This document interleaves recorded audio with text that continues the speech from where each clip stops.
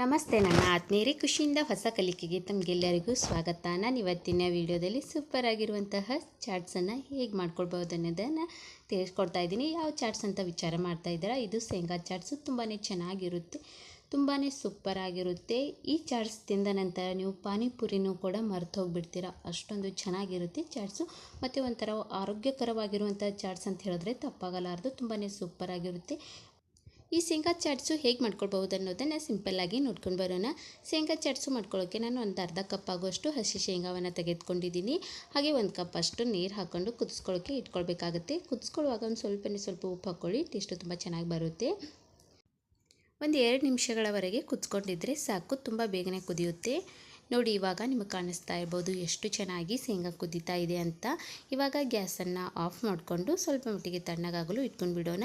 ಈ ನೀರು ಮತ್ತು ಶೇಂಗಾವನ್ನು ಸಪ್ರೇಟ್ ಮಾಡ್ಕೊಳ್ಬೇಕಾಗುತ್ತೆ. ಚಾಟ್ಸ್ ಮಾಡ್ಕೊಳ್ಳುವಾಗ ನೀರು ಹಾಕ್ಕೊಳ್ಳೋದೇನು ಬೇಡ, ಶೇಂಗಾ ಮಾತ್ರ ಯೂಸ್ ಮಾಡ್ಕೊಳ್ಬೇಕು. ಅದಕ್ಕೋಸ್ಕರ ಶೇಂಗಾ ಮತ್ತು ನೀರನ್ನು ಸಪ್ರೇಟ್ ಮಾಡ್ಕೊಂಡು ಬಿಡೋಣ. ಇವಾಗ ಶೇಂಗಾ ಚಾಟ್ಸ್ ಮಾಡ್ಕೊಳ್ಳೋಕ್ಕೆ ಬೇಕಾಗಿರುವಂಥ ಇಂಗ್ರೀಡಿಯೆಂಟ್ಸ್ ನೋಡ್ಕೊಳ್ಳೋಣ. ಕಟ್ ಮಾಡ್ಕೊಂಡಿರುವಂಥ 1-2 ಈರುಳ್ಳಿ, ಹಾಗೆ ಒಂದು ಅರ್ಧ ಹೋಳಿನಷ್ಟು ನಿಂಬೆಹಣ್ಣು ಮತ್ತು ಕೆಂಪು ಮೆಣಸಿನ್ಕಾಯಿ ಕಟ್ ಮಾಡ್ಕೊಂಡಿರೋದನ್ನು ತೆಗೆದುಕೊಂಡಿದ್ದೀನಿ. ಹಾಗೆ ಟೊಮೊಟೊನೂ ಕೂಡ ಕಟ್ ಮಾಡ್ಕೊಂಡು ಇಟ್ಕೊಂಡಿದ್ದೆ. ಸ್ವಲ್ಪ ಕೊತ್ತಂಬರಿನೂ ಕೂಡ ಕಟ್ ಮಾಡ್ಕೊಂಡು ಇಟ್ಕೊಂಡಿದ್ದೀನಿ. ಹಾಗೆ ಈ ಕಡೆ ಒಂದು ಬೌಲನ್ನು ಇಟ್ಕೊಂಡಿದ್ದೀನಿ. ಬೌಲ್ಗೆ 1 ಸ್ಪೂನ್ ಆಗುವಷ್ಟು ಎಣ್ಣೆಯನ್ನು ಹಾಕ್ಕೊಳ್ಳಿ. ಹಾಗೆ ಒಂದು ಅರ್ಧ ಸ್ಪೂನಿನಷ್ಟು ಜೀರಿಗೆ ಮತ್ತು ಸಾಸಿವೆಯನ್ನು ಹಾಕ್ಕೊಳ್ಳಿ. ಆ ನಂತರ ಇದಕ್ಕೆ ಕರಿಬೇವನ್ನು ಕೂಡ ಹಾಕ್ಕೊಳ್ಬೇಕಾಗುತ್ತೆ. ನೋಡಿ, ಈ ಚಾಟ್ಸ್ ಮಾಡ್ಕೊಳ್ಳೋಕ್ಕೆ ಎಣ್ಣೆಯನ್ನು ಜಾಸ್ತಿ ಹಾಕ್ಕೊಳ್ಳೋಕೆ ಹೋಗ್ಬೇಡಿ, ಸ್ವಲ್ಪ ಎಣ್ಣೆ ಹಾಕ್ಕೊಳ್ಳಿ ಸಾಕು. ಆ ನಂತರ ಕಟ್ ಮಾಡ್ಕೊಂಡಿರುವಂತಹ ಕೆಂಪು ಮೆಣಸಿನ್ಕಾಯಿನ ಹಾಕ್ಕೊಳ್ತಾ ಇದ್ದೀನಿ. ನಿಮ್ಮ ಖಾರಕ್ಕೆ ಅನುಗುಣವಾಗಿ ಮೆಣಸಿನ್ಕಾಯಿನ ಹೆಚ್ಚು ಕಡಿಮೆ ಮಾಡ್ಕೊಳ್ಬೋದು. ಬೇಕು ಅಂತಂದರೆ ಹಸಿ ಮೆಣಸಿನ್ಕಾಯಿನೂ ಕೂಡ ಯೂಸ್ ಮಾಡ್ಕೊಳ್ಬೋದು. ಆ ನಂತರ ಇದಕ್ಕೆ ಕಟ್ ಮಾಡ್ಕೊಂಡಿರುವಂತಹ ಈರುಳ್ಳಿನ ಹಾಕ್ಕೊಳ್ತಾ ಇದ್ದೀನಿ. ಸ್ವಲ್ಪ ಮಟ್ಟಿಗೆ ಈರುಳ್ಳಿನ ಇಟ್ಕೊಳ್ಳಿ, ಬೇಕಂದರೆ ಚಾಟ್ಸ್ ಮೇಲ್ಗಡೆ ಹಾಕ್ಕೊಂಡು ತಿನ್ನುವಾಗ ಟೇಸ್ಟು ತುಂಬ ಚೆನ್ನಾಗಿ ಬರುತ್ತಲ್ವ, ಅದಕ್ಕೋಸ್ಕರ ಒಂದು ಸ್ವಲ್ಪದಷ್ಟು ಇಟ್ಕೊಂಡ್ಬಿಡಿ ಕಟ್ ಮಾಡ್ಕೊಂಡಿರುವಂಥ ಈರುಳ್ಳಿ. ನೋಡಿ, ಚೆನ್ನಾಗಿ ಒಂದು ಸಲ ಮಿಕ್ಸ್ ಮಾಡಿಕೊಂಡು ಒಂದು ಸ್ವಲ್ಪದಷ್ಟು ಉಪ್ಪು ಹಾಕ್ಕೊಂಡು ಬಿಡೋಣ. ನಿಮ್ಮ ರುಚಿಗೆ ಅನುಸಾರವಾಗಿ ಉಪ್ಪನ್ನು ಹಾಕ್ಕೊಳ್ಳಿ. ನೋಡಿ, ಈ ಶೇಂಗಾ ಚಾಟ್ಸು ಮಾಡ್ಕೊಳ್ಳೋದು ಕೂಡ ತುಂಬಾ ಸುಲಭ ಮತ್ತು ಬೇಗನೆ ಆಗಿಬಿಡುತ್ತೆ. ಹಾಗೆ ಒಂದು ಚಿಟಿಕೆಯಷ್ಟು ಅರಿಶಿಣ ಪುಡಿ ಮತ್ತು ಕಟ್ ಮಾಡ್ಕೊಂಡಿರುವಂತಹ ಟೊಮೊಟೊನ ಹಾಕ್ಕೊಂಡು ಮತ್ತೆ ಚೆನ್ನಾಗಿ ಮಿಕ್ಸ್ ಮಾಡ್ಕೊಳ್ಬೇಕಾಗುತ್ತೆ. ಚಾಟ್ಸ್ ಪ್ರಿಯರಿಗಂತೂ ಸೂಪರ್ ಆಗಿರುವಂಥ ಮತ್ತು ಹೆಲ್ದಿ ಆಗಿರುವಂತಹ ಚಾಟ್ಸು ತುಂಬಾ ಚೆನ್ನಾಗಿರುತ್ತೆ. ಖಂಡಿತವಾಗ್ಲೂ ಈ ವಿಡಿಯೋ ನೋಡಿದ ತಕ್ಷಣ ನೀವು ಮನೆಯಲ್ಲಿ ಮಾಡೇ ಮಾಡ್ತೀರಾ, ಅಷ್ಟೊಂದು ಚೆನ್ನಾಗಿರುತ್ತೆ ಈ ಚಾಟ್ಸು. ನೋಡಿ, ಎಲ್ಲವೂ ಕೂಡ ಚೆನ್ನಾಗಿ ಮಿಕ್ಸ್ ಮಾಡ್ಕೊಂಡ ನಂತರ ಕಟ್ ಮಾಡ್ಕೊಂಡಿರುವಂತಹ ಕೊತ್ತಂಬರಿನ ಮೇಲ್ಗಡೆ ಹಾಕ್ಕೊಳ್ಳಿ. ಮೇಲ್ಗಡೆ ಹಾಕ್ಕೊಂಡು ಮತ್ತೆ ಚೆನ್ನಾಗಿ ಮಿಕ್ಸ್ ಮಾಡ್ಕೊಂಡ್ಬಿಡಿ. ಈರುಳ್ಳಿ ಮತ್ತು ಟೊಮೊಟೊ ಪೂರ್ತಿಯಾಗಿ ಸಾಫ್ಟ್ ಆಗೋದೇನೂ ಬೇಡ, ಸ್ವಲ್ಪ ಮಟ್ಟಿಗೆ ಎಣ್ಣೆಯಲ್ಲಿ ಫ್ರೈ ಮಾಡಿಕೊಂಡ್ರೆ ಸಾಕು. ಅಂದರೆ ಹಾಗೆ ತಿನ್ನುವಾಗ ಟೇಸ್ಟು ತುಂಬ ಚೆನ್ನಾಗಿ ಬರುತ್ತೆ. ಪೂರ್ತಿಯಾಗಿ ಸಾಫ್ಟ್ ಮಾಡ್ಕೊಳ್ಳೋದೇನೂ ಬೇಡ.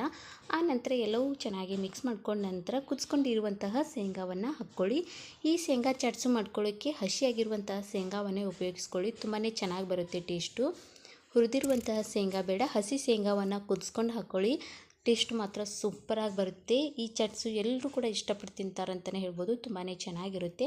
ಆ ನಂತರ ಮೇಲ್ಗಡೆ ಒಂದು ಅರ್ಧ ಹೋಳಿನಷ್ಟು ನಿಂಬೆಹಣ್ಣು ಹಿಂಡ್ಕೊಂಡು ಬಿಡಿ. ಸೂಪರಾಗಿರುವಂತಹ ಚಾಟ್ಸು ತಿನ್ನಲು ರೆಡಿಯಾಗಿಬಿಡ್ತು.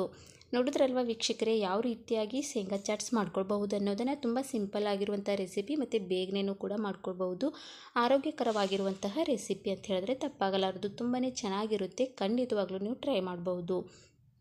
ನೋಡಿ, ಶೇಂಗಾ ಚಾಟ್ಸನ್ನು ಒಂದು ಸರ್ವಿಂಗ್ ಪ್ಲೇಟ್ಗೆ ಸರ್ವ್ ಮಾಡಿಕೊಂಡು ಆ ನಂತರ ಮೇಲ್ಗಡೆ ನಿಮಗೆ ಯಾವ್ಯಾವ ತರಕಾರಿಗಳು ಇಷ್ಟ ಆಗುತ್ತೋ ಅದನ್ನು ಮೇಲ್ಗಡೆ ಹಾಕ್ಕೊಂಡು ತಿಂತಾಯಿದ್ರೆ ಸೂಪರ್ ಆಗಿರುವಂತಹ ಶೇಂಗಾ ಚಾಟ್ಸ್ ರೆಡಿಯಾಗಿಬಿಡ್ತು. ಹಾಗೆ ಶೇಂಗಾ ಚಾಟ್ಸ್ ಮೇಲ್ಗಡೆ ಒಂದು ಸ್ವಲ್ಪದಷ್ಟು ಎಕ್ಸ್ಟ್ರಾ ಇಂಗ್ರೀಡಿಯೆಂಟ್ಸ್ ಹಾಕ್ಕೊಂಡು ತಿಂತಾಯಿದ್ರೆ ಟೇಸ್ಟು ತುಂಬ ಚೆನ್ನಾಗಿರುತ್ತಲ್ವ. ಬನ್ನಿ, ಮೇಲ್ಗಡೆ ಒಂದು ಸ್ವಲ್ಪದಷ್ಟು ಸೇವಾ ಹಾಕ್ಕೊಳ್ಳೋಣ. ಆ ನಂತರ ಕಟ್ ಮಾಡ್ಕೊಂಡಿರುವಂಥ ಈರುಳ್ಳಿನೂ ಕೂಡ ಹಾಕ್ಕೊಳ್ಳೋಣ. ಹಾಗೆ ಮೇಲ್ಗಡೆ ಒಂದು ಸ್ವಲ್ಪದಷ್ಟು ಕೊತ್ತಂಬರಿನ ಹಾಕ್ಕೊಂಡು ತಿಂತಾಯಿದ್ರೆ ಸೂಪರಾಗಿರುತ್ತೆ. ನಿಮಗೆ ಹುಳಿ ಇಷ್ಟ ಅನ್ನೋರು ಮೇಲ್ಗಡೆ ಒಂದು ಸ್ವಲ್ಪದಷ್ಟು ನಿಂಬೆಹಣ್ಣನ್ನು ಹಿಂಡ್ಕೊಳ್ಳಿ, ಇಲ್ಲ ಅಂತಂದರೆ ಸ್ಕಿಪ್ ಕೂಡ ಮಾಡ್ಕೊಳ್ಬೋದು. ನಿಂಬೆಹಣ್ಣು ಹಿಂಡ್ಕೊಳ್ಳೋದ್ರಿಂದ ಹುಳಿಯಾಗಿ ಖಾರವಾಗಿ ತುಂಬಾ ಚೆನ್ನಾಗಿ ಟೇಸ್ಟ್ ಕೊಡುತ್ತೆ.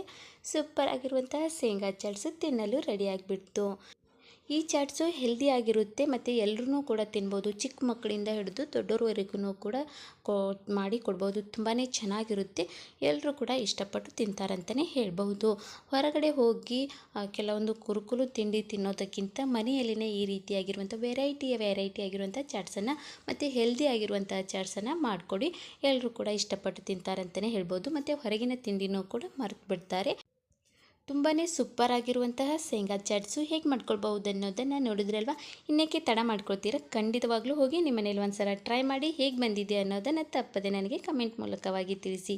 ಹೀಗೆ ಮುಂದಿನ ಹೊಸ ಹೊಸ ವಿಡಿಯೋಂದಿಗೆ ಸಿಗ್ತಾ ಇರ್ತೀನಿ. ಟೇಕ್ ಕೇರ್, ಬಾಯ್. ಖುಷಿಯಾಗಿರಿ, ಸದಾ ಹೊಸದನ್ನೇ ಯೋಚಿಸ್ತಾ ಇರಿ. Thank you.